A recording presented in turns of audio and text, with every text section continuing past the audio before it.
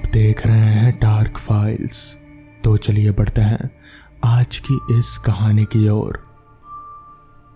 मैं और मेरी बचपन की दोस्त स्नेहा आज फिल्म देखने जाने वाले थे और जैसा कि लड़कियां अक्सर करती है उसे तैयार होने में लेट हो गया।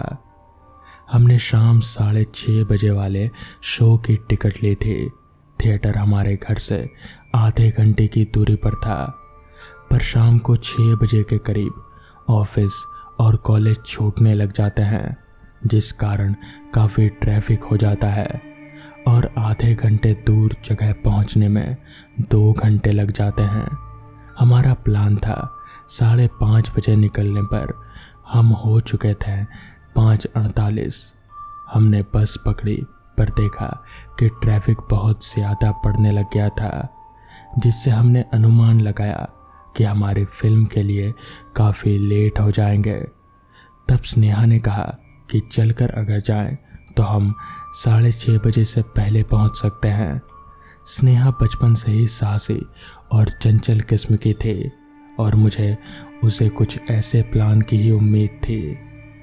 वो ये बोलकर सीधे दौड़ पड़ी। बस से उतरकर मैं भी उसके पीछे भाग लिया। उसने बताया कि उसे कुछ गलियां मालूम है जहां से निकलने पर उनका समय बच सकता है, पर वो गलियां बस्ती से होकर गुजरती है जहां ज़्यादातर मजदूर लोग रहते हैं। वहां गुंडे, चरसी और शराबी सभी तरह के लोग मिल जाएंगे और इसलिए मैं वहां जाने के खिलाफ था। फिर भी वो नहीं मानी और भागती हुई चली गई। मैं भी उसका पीछा करने लगा।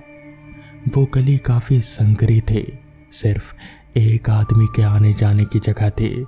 साथ ही वहाँ अंधेरा भी था और वो गली सुनसान भी थी।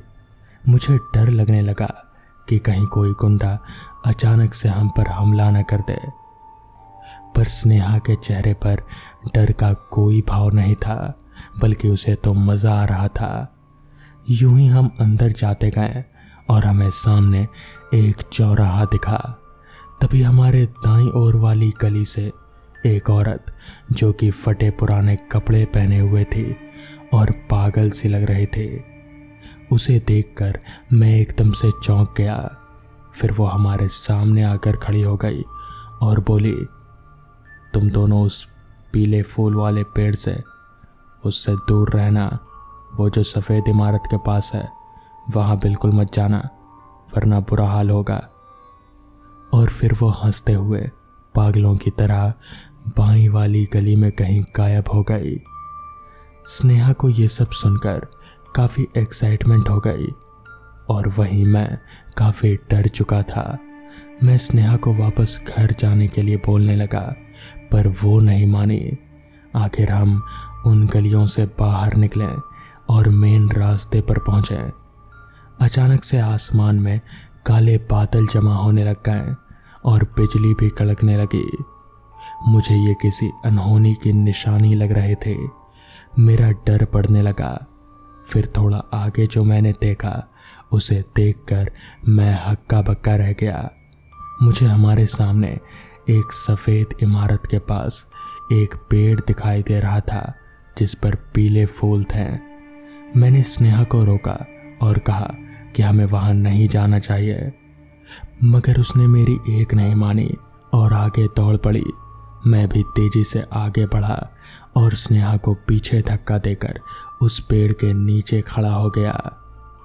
और तभी जहां मैं खड़ा था तभी अचानक से मुझे ऐसा महसूस हुआ जैसे ज़मीन के नीचे से किसी ने मेरे पैरों को पकड़ लिया हो। पहले तो मैंने इस बात पर ज़्यादा ध्यान नहीं दिया, मगर धीरे धीरे वो पकड़ जोर होने लगी। बादल जोरदार गरज रहे थे और ऐसा लगा जैसे बिजली मेरे पास ही कड़की हो। मैं डर के मारे वहाँ पर थर थर काँप रहा था। मुझे समझ नहीं आ रहा था कि अचानक से मेरे पैर इतने भारी से क्यों होने लगे। मैंने बहुत हिम्मत करके अपना एक पैर आगे बढ़ाने की कोशिश की ताकि मैं वहाँ से निकल सकूं, मगर मेरा पैर आगे बढ़ ही नहीं रहा था। ऐसा महसूस हो रहा था जैसे कोई मेरे पैरों को पकड़ कर रखा हो और मुझे आगे बढ़ने नहीं दे रहा हो। मैंने स्नेहा को ये बात बताई। उसने मोबाइल का टॉर्च मारकर नीचे ज़मीन पर देखा, मगर वहाँ पर कुछ भी नहीं था।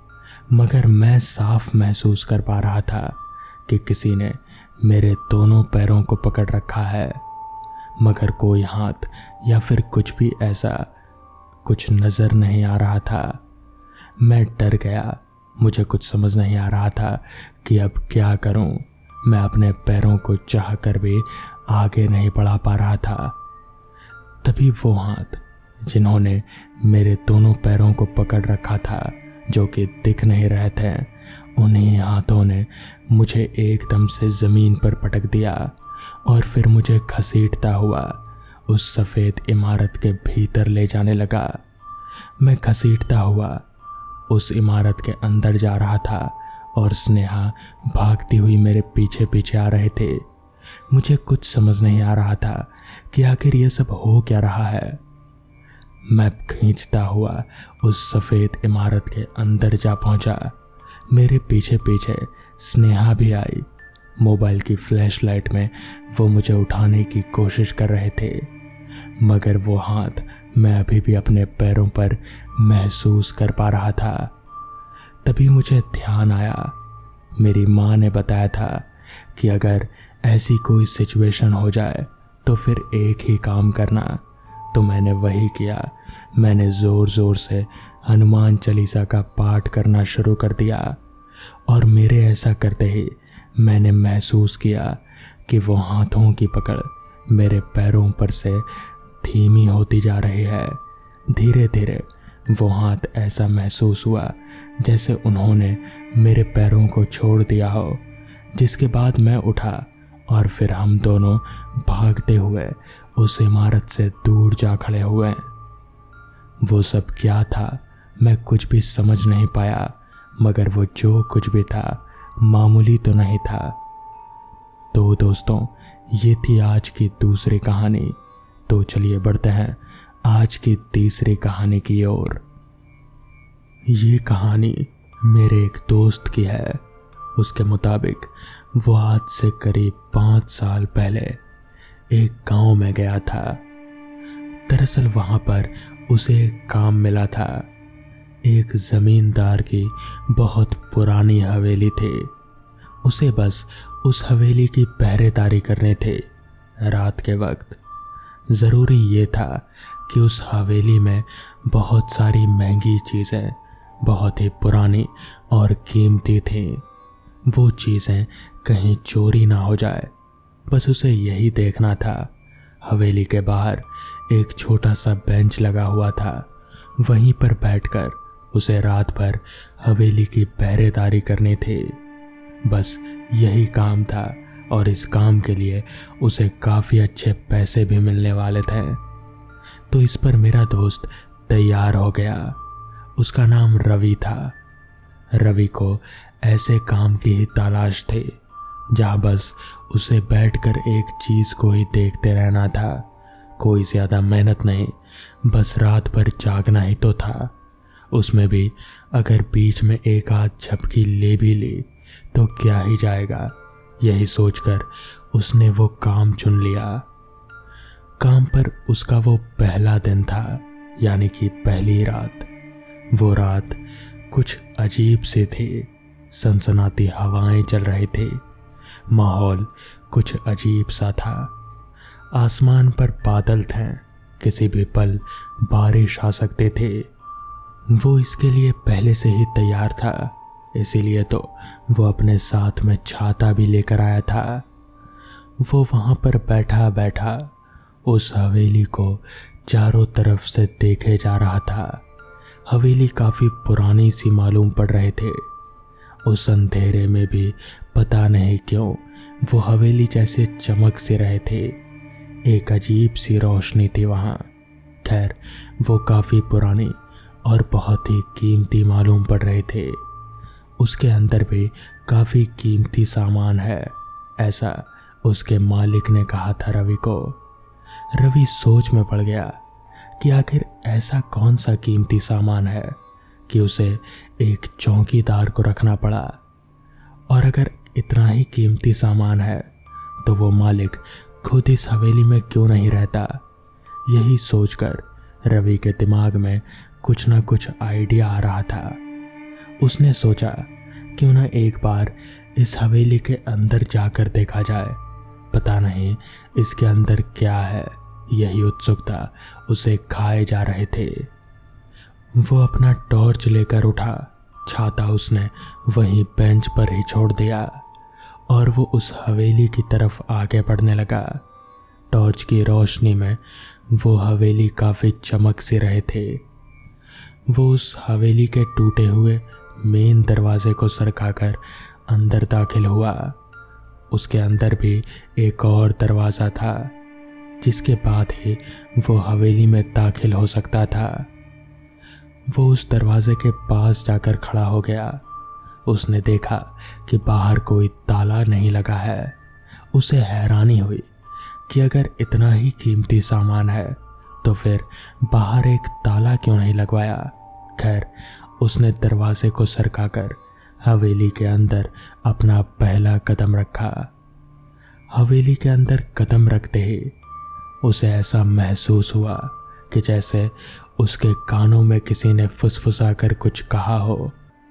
वो एक पल के लिए सोच में पड़ गया, मगर फिर उसने सोचा कि जब इतनी दूर आ ही गया है तो क्यों ना हवेली के अंदर भी जाया जाए।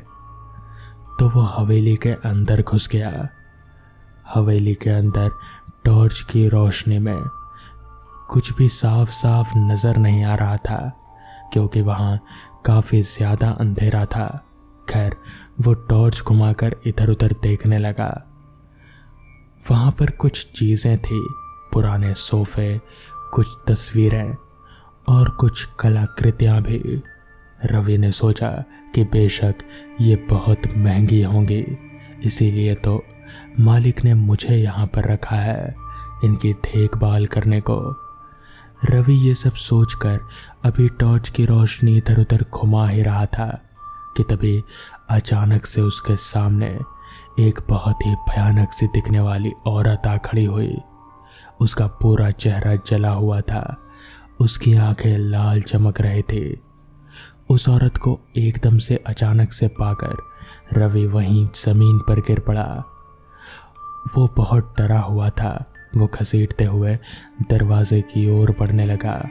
वो औरत भी लगातार उसकी ओर बढ़ रहे थे, मगर तभी रवि एक झटके से उठा और वो हवेली से दरवाज़ा खोलकर बाहर निकल आया। उसने पीछे पलटकर देखा तो वो औरत बाहर नहीं आ रहे थे, वो उस हवेली के अंदर ही थे। रवि भागते भागते वहां से दूर जा पहुंचा। उसने इस बात का जिक्र अगले दिन उस हवेली के मालिक जमींदार से किया तो उसने बताया कि दरअसल बहुत पहले उस हवेली में एक घटना घटी थी जिसके बाद से वो हवेली भूतिया हो गई है। उसमें कोई भी रह नहीं सकता और उसमें बहुत से कीमती सामान भी है जिसकी देखभाल भी करनी होती है। इसीलिए उन्होंने रवि को रखा था, मगर रवि ने उसी दिन ही वो नौकरी छोड़ दी। अचानक एक तेज आवाज से मेरी आंख खुली। मैंने उठकर देखा तो बगल की खिड़की खुली हुई थी और बाहर बहुत तेज हवाएं चल रही थी। ऐसा लग रहा था जैसे कोई बड़ा तूफान आने वाला हो और खिड़की हवा के कारण ही बार बार बज रही थी और शायद इसी की वजह से मेरी नींद भी टूट गई। मैंने उठकर खिड़की के पास जाकर थोड़ा सिर निकाल कर बाहर देखा तो बाहर का माहौल बहुत ही डरावना सा लग रहा था। ऐसा लग रहा था कि जैसे बहुत बड़ा तूफान आने वाला हो। पेड़ एकदम जैसे एक तरफ झुक से हो गए थे हवा के कारण और बहुत ही डरावनी सनसनाती हवाएं जैसे कमरे के अंदर भी आ रहे थे। मेरा नाम राजीव है। इस घर में बस अभी मुझे 3-4 दिन ही हुए हैं और ये आज ये तूफान आ गया। मुझे ये घर बड़े ही सस्ते दाम में मिल गया। पता नहीं ये 2 मंजिला इमारत इतने सस्ते दाम में कैसे मिल गया। खैर हाँ, थोड़ी सुविधाओं की कमी ज़रूर है। यहाँ से दुकान थोड़े दूरी पर है और हाईवे भी काफ़ी दूर है, मगर मेरे लिए ये थोड़ा अच्छा ही है। मेरा काम लेखक का है और लेखक को ऐसी जगहों पर शांति मिलती है और शांति में ही तो लेखक का सारा काम होता है। तो मुझे कोई परेशानी नहीं थी, इसलिए मैंने ये घर खरीद ही लिया। मेरे इस घर के आसपास और कोई घर नहीं था सिवाय पेड़ों के और झाड़ियों के। साथ ही में एक छोटा सा जंगल भी था। छोटा इसलिए क्योंकि ये जंगल एक सड़क से होकर गुजरता था और उस सड़क से सटा हुआ था, इसलिए वो जंगल ज़्यादा घना नहीं था। खैर मैं खिड़की से सिर निकाल कर अभी बाहर की हवाओं का मज़ा ले ही रहा था कि तभी मेरी नज़र वहीं पास ही में एक पेड़ के पास किसी चमकती सी चीज़ पर गई। मेरी नज़र उस चीज़ पर जैसे अटक सी गई। मुझे समझ नहीं आ रहा था। मैंने अपना सिर निकाल कर घड़ी में वक्त देखा तो पाया कि रात के 2:30 बज रहे हैं। इतनी रात गए, भला उस पेड़ के पास ऐसी कौन सी चीज़ है जो इतनी चमक रही है, वो भी इस घनघोर अंधेरे में। मुझे कुछ भी समझ नहीं आ रहा था। मैंने वापस अपना सिर बढ़ाकर नीचे झांका तो पाया कि वो कोई चीज़ तो है, मगर वो अपने आप हिल भी रही है जैसे कोई इंसान हो। मगर किसी इंसान का शरीर इतना तो नहीं चमक सकता। मुझे समझ नहीं आ रहा था। मैं और गौर से देखने लगा, तभी उस चीज़ ने वापस से अपना शरीर हिलाया। मैं समझ गया कि ये कोई इंसान ही है, मगर इतनी रात में कोई इंसान यहाँ पर क्यों ही आएगा। तभी उस चीज़ ने एकदम से अपना सिर ऊपर उठाया तो पाया कि वो एक औरत है, एक खूबसूरत औरत जो कि साड़ी पहने मेरे घर के ठीक नीचे ही खड़ी है, एक पेड़ के पास। मुझे समझ नहीं आ रहा था कि आखिर वो है कौन और यहाँ क्या कर रही है। तभी मैंने उसे आवाज़ लगाया, कुछ चाहिए आपको? मगर नीचे से कोई जवाब नहीं आया। मैंने सोचा कि एक बार नीचे जाकर देखना चाहिए कि आखिर मामला क्या है। तभी मैं अपना शर्ट पहनकर चलते चलते नीचे उतरा और फिर अपने घर से बाहर निकला तो पाया कि वो एक औरत ही है जो एक पेड़ के पास खड़ी है। उसका सिर दूसरी तरफ था, मुझे सिर्फ उसकी पीठ ही दिख रही थी। मैंने वापस से उसे आवाज़ लगाई, मगर उधर से कोई भी जवाब नहीं मिला। तो मैं चलते चलते उसके पास पहुंचा और मैंने फिर से एक बार आवाज़ दी, आपको कुछ चाहिए? तो वापस से भी कोई जवाब नहीं मिला। मुझे समझ नहीं आ रहा था कि कहीं ये कोई बहरी तो नहीं है, कोई आवाज़ क्यों नहीं दे रही। तभी मैंने उसके कंधे पर हाथ रखा और जैसे ही मैंने हाथ रखा कि एकदम से मेरा हाथ नीचे को सरक गया और उसके शरीर के आर पार हो गया। मुझे समझ नहीं आ रहा था कि आखिर ये हो कैसे सकता है। किसी इंसान के शरीर के आर पार किसी का हाथ कैसे निकल सकता है। तभी वो औरत एकदम से पीछे मुड़ी और उसका चेहरा देख मेरी सिट्टी बिट्टी गुल हो गई। उसकी आंखें एकदम लाल थी और चेहरे से जैसे खून टपक रहा था। उसका सर एक तरफ से पूरा फटा हुआ था। मुझे समझ नहीं आ रहा था कि ये क्या भला है। मैं ठिठक कर एकदम से नीचे गिर गया। वो औरत एकदम से मेरे करीब पड़ने लगी। तभी मैंने ज़ोर ज़ोर से हनुमान चालीसा पढ़ना शुरू कर दिया और मेरे ऐसा करते ही वो औरत एकदम से दूर चली गई। जिसके बाद मैं भागता भागता अपने घर पहुंचा और दरवाज़ा बंद कर एकदम से अपने कमरे में जाकर बैठ गया। मुझे कुछ भी समझ नहीं आ रहा था कि अभी अभी ये हुआ क्या। अगले दिन सुबह मैंने अपने मकान मालिक से इस बारे में बात की। तब जाकर उसने बताया कि दरअसल कुछ साल पहले उस घर में एक औरत ने आत्महत्या की थी। दरअसल वो उस घर की बालकनी से नीचे कूद गई थी। इसकी वजह तो कोई नहीं जानता, पर लोग कहते हैं कि उसकी आत्मा आज भी वहीं भटकती है। उस दिन के बाद ही मैंने तुरंत ही वो घर छोड़ दिया। तो दोस्तों, ये थी आज की कहानियाँ। अगर आपको ये कहानियाँ पसंद आई हो तो वीडियो को लाइक और चैनल को सब्सक्राइब करना ना भूलें। तो मैं आपका दोस्त आर्यन जल्द ही मिलूँगा आपसे ऐसी ही नई कहानियों के साथ। तब तक के लिए अपना ख्याल रखें।